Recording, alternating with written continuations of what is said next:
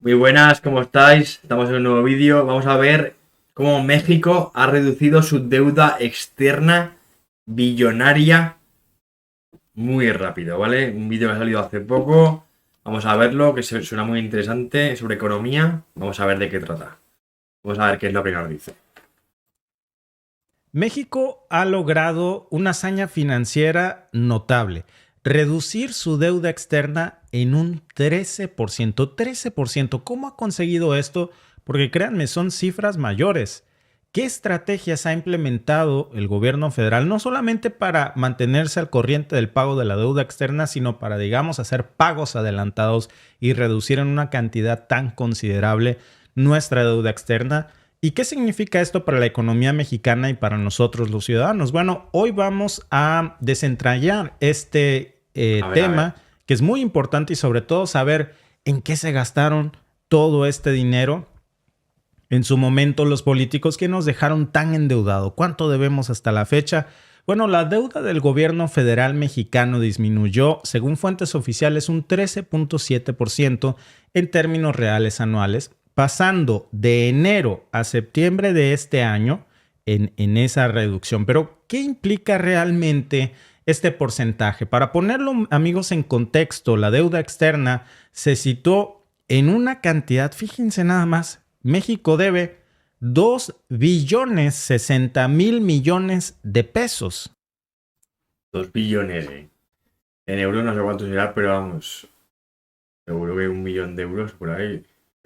No, o sea, no, perdón, 2 billones. Son billones. 2 billones, vale, 2 billones. Buah, pues es que no lo sé, tío, cuánto será, tío. Pero Muchísimo dinero.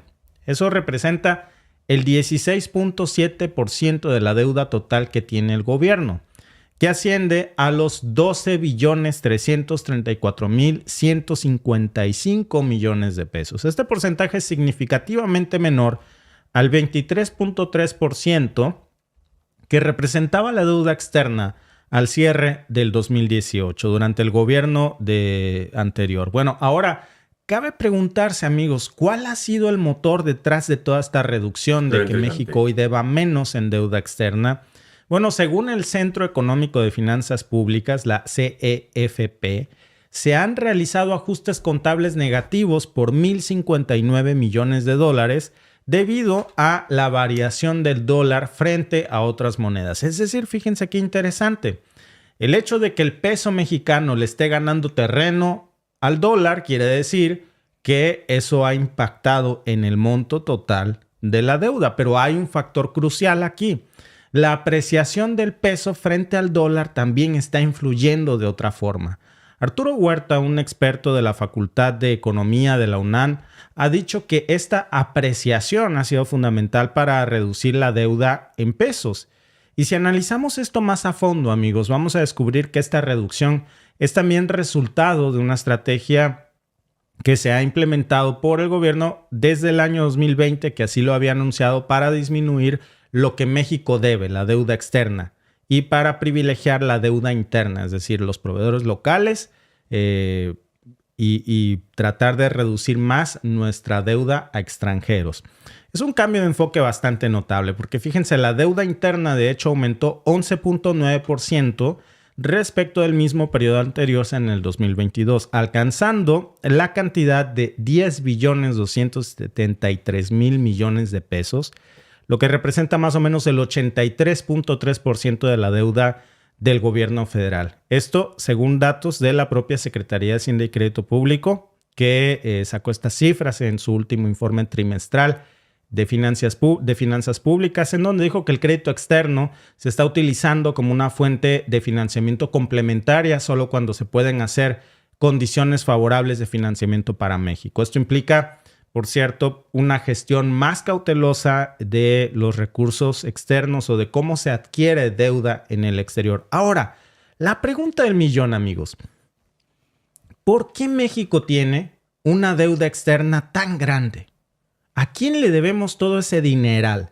Y lo más importante, ¿en qué se ha gastado?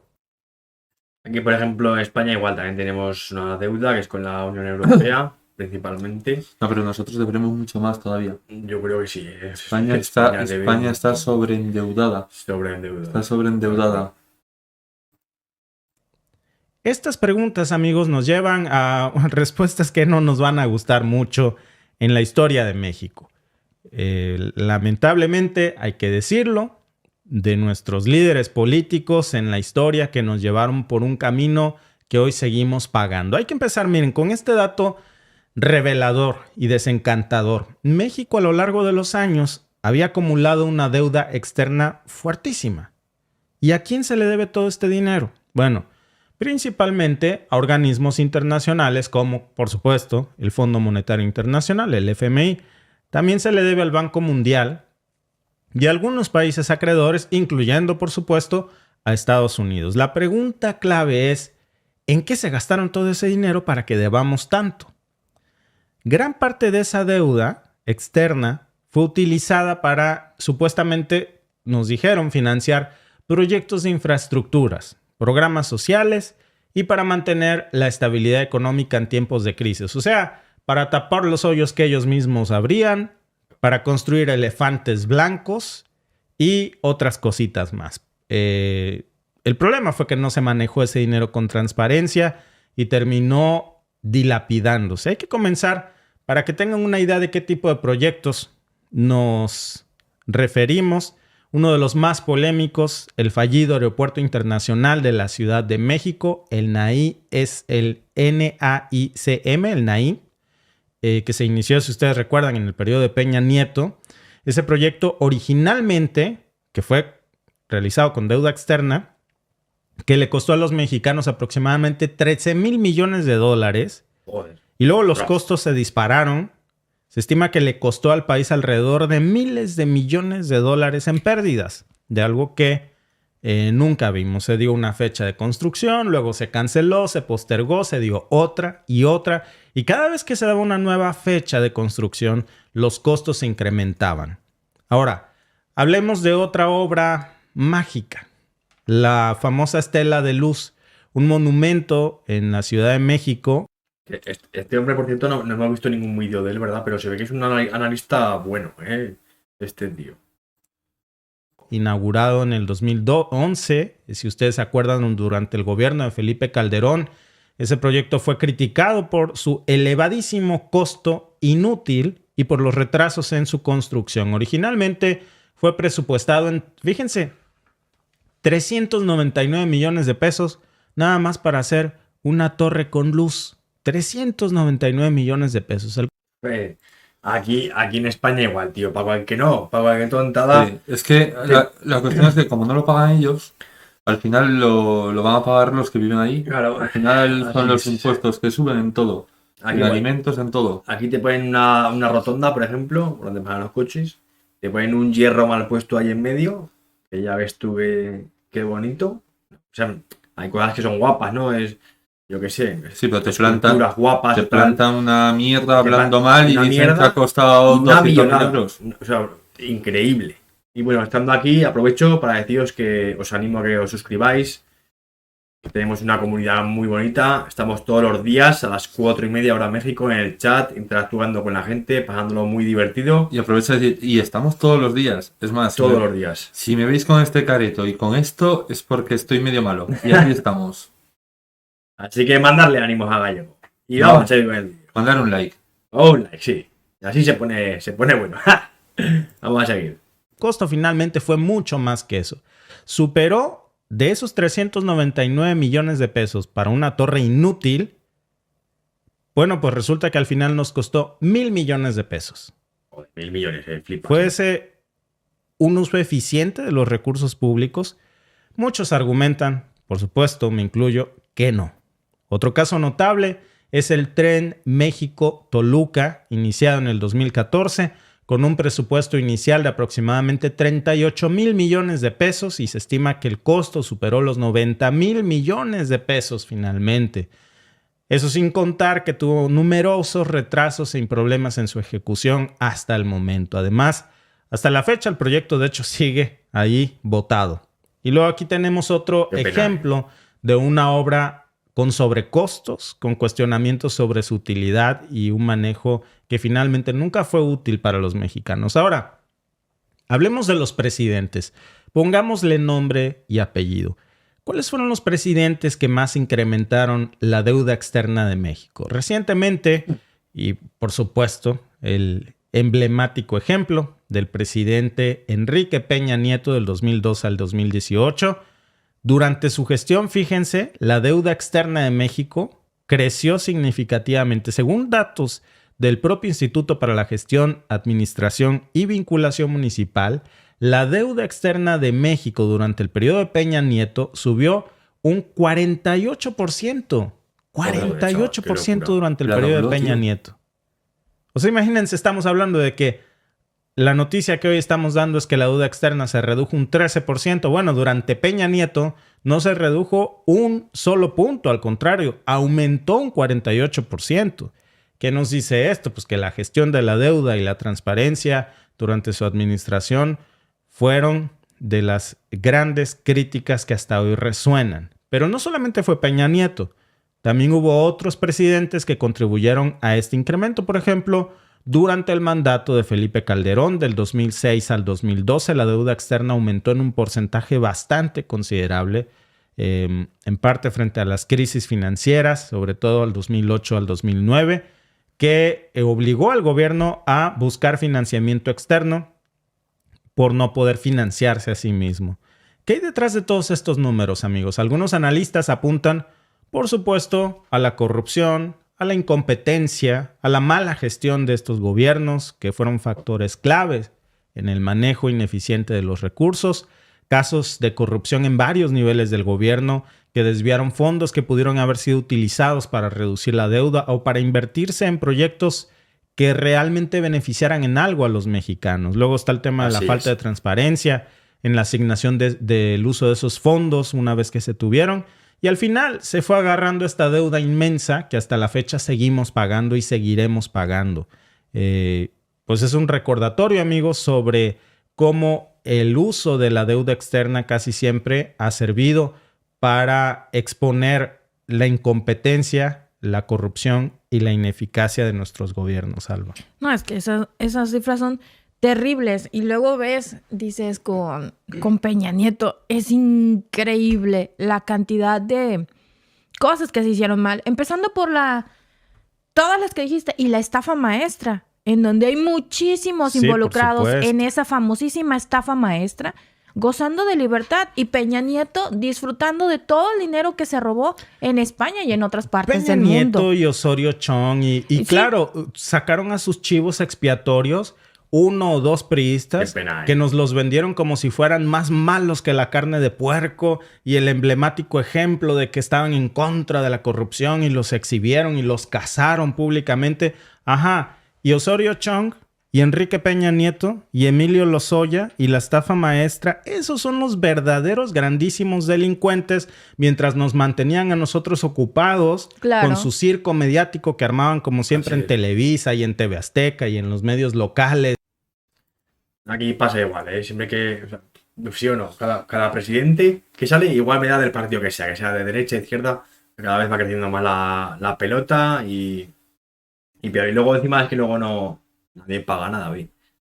Nadie paga nada, no va ninguno a la cárcel ni nada hoy. Es increíble. Increíble.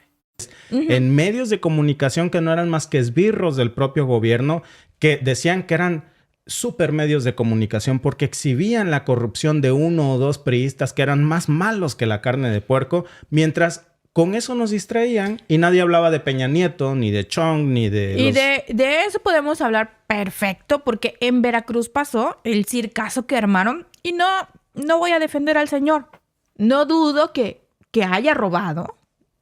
Ahora sí, no tengo pruebas, pero tampoco tengo dudas, no dudo. Pero lo exhibieron como el peor priista, y yo creo que es un priista promedio, honestamente. ¿Sí? Porque no creo que sea el único gobernador priista que robó, pero sí fue al que le tocó la voladora. Entonces hicieron un circo con él y con él. Y con sus hijos y con su familia. Y los hijos de Chong y los hijos de Peña. Exacto. Fueron a perseguir el siguiente gobernador que quedó en Veracruz, fue a perseguir a su esposa admitiendo un delito que no se puede hacer y goza de libertad. Ese gobernador también fue a perseguir a su esposa a Inglaterra. Creo que vive por allá. Fíjate, Alba. Y dices, y los hijos de Osorio Chong, y los hijos de Peña Nieto. Bueno, y los imagínate hijos de los qué demás. tamaño. Yo vi hace poco una nota, y de esas que nadie se cuestiona, porque claro, porque no echan a andar la maquinaria. Vi una nota de la hija de Peña Nieto que se rompió la cara montando a caballo. De la hijastra. Hijastra de Peña Nieto. Sí. ¿Qué andaba haciendo la hijastra de Peña Nieto? Bueno, pues equitación. No andaba montando uno de esos caballos lecheros ni un burro. No. Estaba haciendo equitación. Rásquenle tantito en dónde. Rásquenle tantito cuánto cuesta. ¿Qué ropa usaba en ese momento para equitación? Claro, por eso nadie lo habla, ¿no? Y en cambio yo me acuerdo que se armaban unos circos porque había un caballo en Coatepec y que no sé qué. Claro, pero cuando suceden este tipo de cosas tan cuidadas, nadie dice nada. Y no se trata, como tú dices, de proteger a unos o de hablar mal de otros, sino que cuando vemos este tipo de cosas que indignan, de 13% se reduce la deuda externa, son buenas noticias, pero hay que rascarle tantito para atrás y decir, bueno, ¿de dónde vemos tantísimo dinero? Porque son billones, o en español, miles de millones de dólares, ni siquiera de pesos, que el gobierno de México debe por puros pillos. Sí. Que hoy son respetables multimillonarios a los que nadie toca ni con el pétalo de una rosa. Me gustaría pensar que un día vamos a ver justicia. Francamente, lo dudo. Lo dudo. La Debería ser justicia en México se sirve para el desprevenido y para el que cae de la gracia de alguien más poderoso. Para el que le toca la mala. Por eso, el que le toca la voladora. Caíste de mi gracia, te toca la voladora. Entonces, la justicia va para ti. Una parodia en la película de cómo funcionaba ese sistema retorcido. En la película esta de... ¿Cómo se llama el que hace Juan Vargas? Damián Alcázar. Buenísimo, ¿no? En la película del infierno, si ustedes se acuerdan, cuando está ese gobernador, ¿no? Priista, Marcelo Vargas. Y entonces lo exponen al gobernador priista Marcelo Vargas en la televisora más grande del país, que sería como Televisa.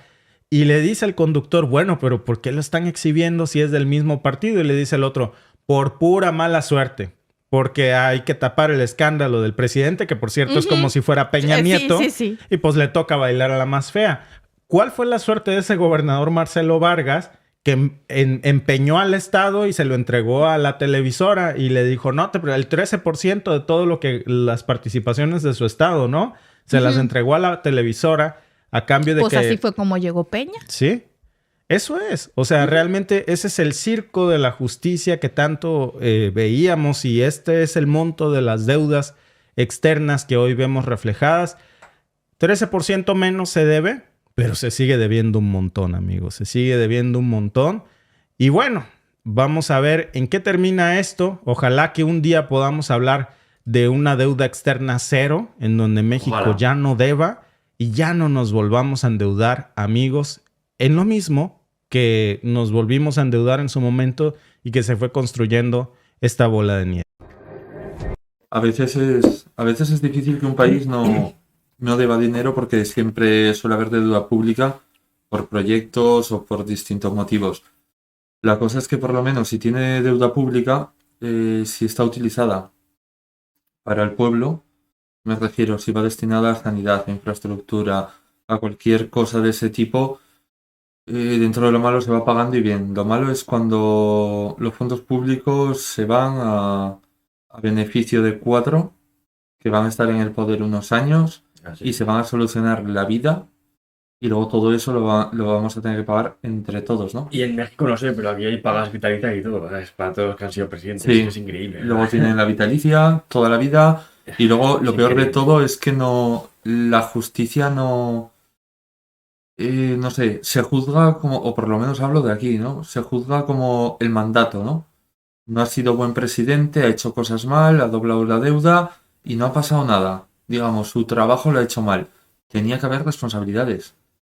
Donde si es penal, Claro. sea penal Así y es. asuman las consecuencias. Luego tú te saltas un radar, una carretera que es a 120, pasas a 132 Y pagas. y te joden y te que pagar una multa de puta madre, ¿no? Te quitan puntos y si te quitan 15 puntos te quedas sin carne, ¿no? Cosas así. Te va a ser igual. Igual que la pagas aquí en España, están 4 años de mandato, 4 años. Sí, y, ya, son y ya- 4. y ya salen con una paga vitalicia de por vida. O sea, no sé exactamente qué paga, pues Sí, no, 2.000, 3.000 euros de por vida ya por meses. más. No me Más, acuerdo, o no sea, me acuerdo por meses cuánto no, era de por vida, vamos. no me acuerdo cuánto era el monto mensual, pero es vitalicio, es de por vida. Si Yo- llegan a ser presidentes, esa paga es de por vida. Luego, en sí, todo lo que ha dicho el vídeo, ¿no? Eso quiere decir que los políticos de verdad tenían poca, muchos de ellos. Así está la deuda. Pero vamos, un 13% es una barbaridad. Lo que ha bajado, Sí, un sí, 13%, bastante. creo que es positivo. Aunque aún quede deuda, Sí, igual pero que positivo, hombre. yo hablo desde aquí, igual el salario mínimo interprofesional es más alto que ahí, o hay cosas que no, que alguno puede decir, económicamente está mejor. A tema público, a tema Estado, la deuda que tiene España es impresionante. Digamos, es como que se va sosteniendo a base de parches. Parches Sí, que sí. llegará el día que hay que pagarlos. Sí. Esto es como si vas al banco y pides. Sí, Me pídele a dices. 3 bancos, pero que llegará el día que tropieces, que eso hay que pagarlo.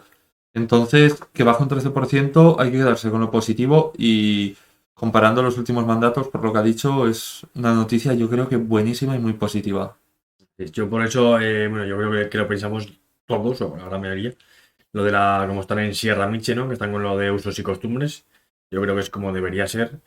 A ver, quizás no tan bestia de no cobrar, pero si por ejemplo antes eras carpintero y ahora entras al gobierno, pues lo siento mucho, pero te quedas sin vitalicia. Si robas algo, efectivamente te vas a la cárcel y luego vuelves a carpintero. Y si has sido bueno y te votan otra vez, pues sigues. Ponemos en contexto Ya a está. todos. Vimos cómo llevaban el tema político en la Sierra Mije, Sierra Mije, que yo ahí digo en mal. México, y nos pareció muy interesante que ahí se elige al que gobierna, lo elige el pueblo y no cobra y lo hace por el pueblo, con total Como debería transparencia. ser, sí, sí. Y es un honor y un orgullo hacerlo. Entonces no hay beneficio alguno que se pueda llevar esa persona.